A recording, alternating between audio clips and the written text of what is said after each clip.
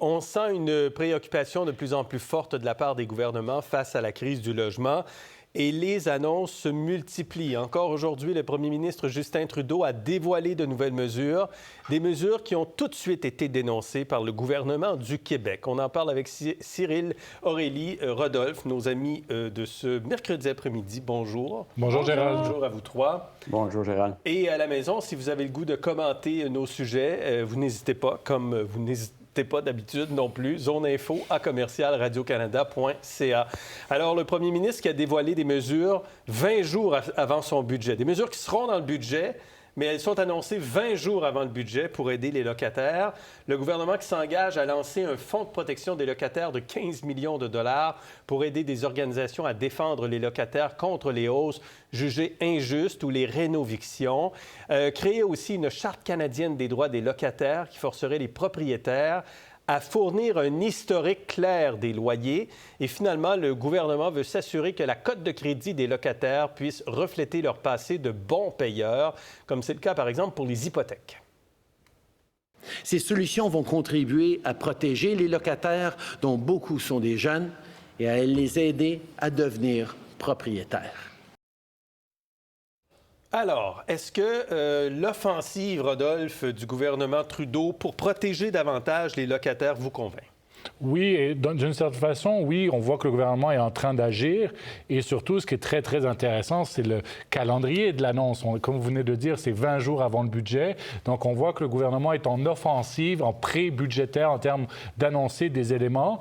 Mais est-ce que ça me convainc d'une certaine façon? Oui, parce que les mesures, en tout cas, sont importantes. Mais on rentre encore une fois dans les juridictions provinciales. On est en train de donner de l'argent du fédéral vers des organismes possiblement au Québec. Et bien évidemment, le gouvernement du Québec va lever un drapeau rouge. Et aussi, surtout, on sait que le logement, les bails, le tribunal du logement, tout ça, c'est des compétences provinciales. Donc, on dirait qu'on annonce quelque chose comme ça en disant, regardez, on va tout régler, mais ils n'ont pas parlé aux provinces. Puis à la fin, c'est les provinces qui doivent mettre en application les bails que vous signez. Mais c'est souvent un modèle provincial. Ouais. Et d'ailleurs, la réaction de Jean-François Roberge, je vous la fais entendre, puis je vous fais réagir, Cyril et Aurélie, dans un instant. Mais la réaction de Jean-François Roberge a été on ne peut plus claire cet après-midi. C'est non. Il n'est pas question de tolérer ce nouvel envahissement des champs de compétences du Québec, de la part du gouvernement fédéral qui veut arriver avec des nouvelles conditions, qui veut venir se mêler de nos affaires. Le logement, c'est de compétences du Québec. Si le gouvernement fédéral veut vraiment contribuer, bien, qu'il fasse son travail, qu'il réduise l'immigration temporaire. En ce moment, il augmente artificiellement la demande pour le logement. Il cause une partie du problème. La réalité, c'est que les gens font face à une crise de logement à travers le pays.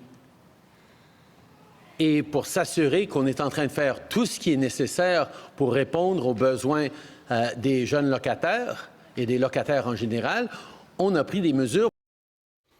Oui, il y a des besoins qui sont urgents, mais là, le gouvernement du Québec dit un instant, vous êtes dans l'ingérence, puis vous pourriez agir de toute façon ailleurs sur la demande, Aurélie. Oui, bien, moi, je pense que on a tout à fait raison de le souligner. C'est très étrange que le gouvernement fédéral veuille s'ingérer de cette manière-là dans un champ de compétences qui est tellement clairement associé aux provinces et dans un contexte aussi où les provinces ont des cadres juridiques très différents. Le Québec est à l'avant-garde des autres. Il y a plein de problèmes en matière de réglementation du logement au Québec, mais on a des institutions quand même beaucoup plus robustes que dans les autres provinces. Donc, les mesures qui sont détaillées dans le plan fédéral sont à bien des égards assez redondantes. Après, la réaction de Jean-François Roberge, là, bon, premièrement, on le sait, la CAQ, dans la dernière année, a tout fait pour avancer dans la direction inverse avec son projet de loi 31, parce qu'une des prémices du projet, c'était de dire qu'il y a un débalancement entre les droits des propriétaires et des locataires à la faveur des locataires. Là, le gouvernement Trudeau dit non, en fait, c'est pas le cas. Fait qu'évidemment que le gouvernement caquiste n'aime pas ça. Là. C'est assez prévisible. Et le gouvernement Trudeau, en fait, dit ça prend un registre des loyers. Hein? Et le gouvernement du Québec ne veut pas aller en ce sens-là pour avoir un historique des loyers passés. Ils ne veulent pas. Ça, ce serait une bonne mesure, cela dit. Ça fait partie des revendications là, des groupes de défense de droit au logement depuis longtemps, par ailleurs. On comprend, encore une fois, que la CAQ n'accueille pas favorablement cette demande-là, puisqu'elle a été explicitement balayée du revers dans le contexte contexte de la rédaction du projet de loi 31. Là. OK. Donc, il y a déjà une bataille là, sur l'ingérence fédérale dans le champ de compétences des provinces. Est-ce qu'on doit se préoccuper de ça ou le gouvernement fédéral, Cyril, a raison de vouloir aider les Canadiens qui sont aux prises avec une crise du logement et une crise des loyers? Bien, c'est clair que la discussion aurait peut-être dû être faite en amont, puis un meilleur synchronisme avec les provinces. Je reconnais cet aspect-là, mais en même temps, il y a un calcul politique quand même important de la part du fédéral. Quand on constate, par exemple, l'évolution des dernières années au niveau des ménages, l'accès à la propriété, on a vu une augmentation des locataires versus les propriétaires, donc, et en particulier dans les classes d'âge les plus jeunes. Alors, c'est un public qui, évidemment, les libéraux vont vouloir courtiser de manière importante. Il y a une crise du logement. Je pense qu'on ne peut pas blâmer le fait qu'ils vont poser des gestes, en tout cas. Et puis, ils ont quand même démontré, dans les communications, du moins, que la mise en place de ces mesures-là se ferait avec les provinces. Bon, évidemment, ça aurait dû peut-être se faire avant. On l'annonce, puis on négocie après.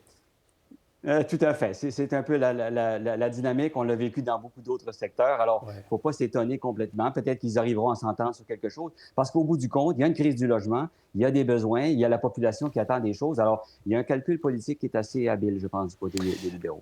Sur le fond, là, obliger les propriétaires à dévoiler l'historique des loyers, bonne affaire? Ben oui, définitivement. Connaître le prix Absolument. précédent, donc ça change vraiment la donne? Ça va faire baisser les prix, Aurélie? Ou... Ben oui, mais moi, ou en tout cas, ça va faire monter les prix moins rapidement? Certainement. C'est juste que moi, chacune de ces mesures-là, autant elle est bonne sur le principe, je ne comprends pas comment ils vont l'appliquer. Parce que le gouvernement du Canada, quand même bien, mettrait en place, émettrait une directive comme ça. Ils ne vont pas forcer une modification du Code civil du Québec, là. C'est ça que je comprends pas dans l'annonce. Ben, ça pas vraiment. Pas au Québec. Si le gouvernement du Québec ça peut s'appliquer dans d'autres provinces, mais au Québec, ça va être difficile. Bien, encore là, si les provinces le veulent, si elles décident, parce que le gouvernement fédéral ne peut pas l'imposer. Une charte des locataires, le gouvernement qui veut œuvrer contre les rénovictions avec un fonds de protection. C'est vague un peu, ça aussi. Oui, c'est juste de l'argent qu'on donne à des OSBL, là. Ça veut dire... Comme le FRAPRU, par exemple. Oui, c'est ça, c'est rien. Ça veut dire ça, c'est juste de la poudre aux yeux. Mais c'est-à-dire, le FRAPRU défend les locataires. Oui, non, je sais, mais c'est 15 millions qu'ils donnent comme ça, puis c'est 15 millions pour tout le Canada, donc...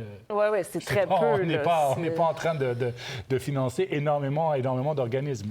Quand vous faites vos paiements hypothécaires, puis quand vous payez vos cartes de crédit, vous avez une bonne cote de crédit, ça paraît dans votre cote de crédit. Quand vous payez votre loyer à tous les mois, rubis sur l'ongle, ça ne paraît pas dans votre cote de crédit. Le premier ministre dit que dorénavant, ça aussi, je ne sais pas comment on va faire, mais dorénavant, la cote de crédit des locataires sera améliorée.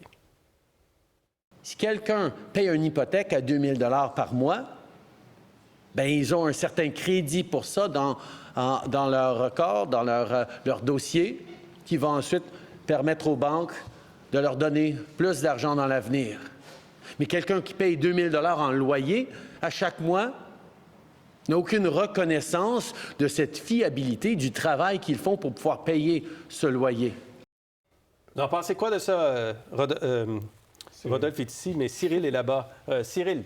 Bien, moi, je pense que c'est une mesure fort intéressante. Moi, sur mes 6 enfants, j'en ai 5 qui sont des adultes qui pourraient être des propriétaires. Je peux vous dire qu'il y en a au moins 4 sur les 5, les plus vieux, qui sont pas des propriétaires et puis qui aspirent à le devenir, mais ils voient ça très, très, très difficile.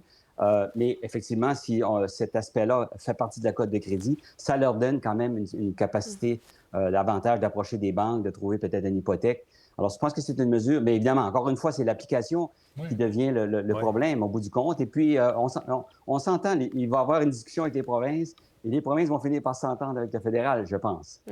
Mais c'est le seul petit élément peut-être qu'il y a en fait juridiction fédérale, parce que les banques, c'est juridiction fédérale, mais Equifax, c'est pas fédéral. Donc, ça veut dire c'est des agences qui ensuite donnent l'information. Donc, je ne sais pas à quel point le gouvernement fédéral peut imposer à Equifax ou à d'autres agences. Donc, c'est pour ça, mais c'est le seul où théoriquement, il n'y a pas de compétence provinciale là-dedans. Effectivement. Mais c'est une drôle d'affaire, en fait, l'annonce qu'il y a fait aujourd'hui, parce qu'on se rend compte, c'est comme si le gouvernement s'était rendu compte que oui, il y a une crise de la disponibilité de l'habitation, c'est indéniable. abordable. Là.